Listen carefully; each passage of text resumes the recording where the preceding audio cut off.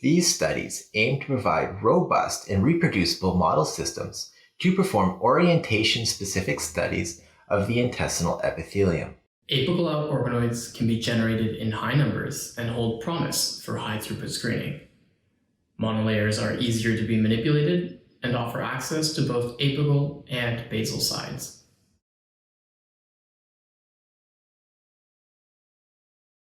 Make sure that the size of the organoids is 150 to 250 micrometers in diameter prior to beginning the inversion protocol. Carefully remove and discard the medium from each well containing organoids without disrupting the ECM dome. Add 1 milliliter of ice-cold dissociation solution to each well and incubate the plate at room temperature for 1 minute. Carefully dislodge the domes by pipetting slowly with a coated tip, taking care to not disrupt and fragment the organoids. Transfer the organoid suspension to a plate treated with anti-adherent solution, and place the plate on a shaker at 4 degrees Celsius for 30 minutes.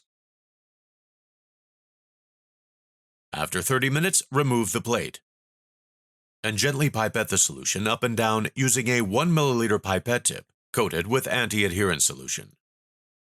Place the plate on the shaker at 4 degrees Celsius for another 30 minutes. Remove the plate and let the organoids settle by gravity for 1 to 2 minutes at room temperature. After the organoids settle, remove as much of the dissociation solution as possible, and wash them by adding 1.5 milliliters of DMEM F12. Allow the organoids to sediment and remove the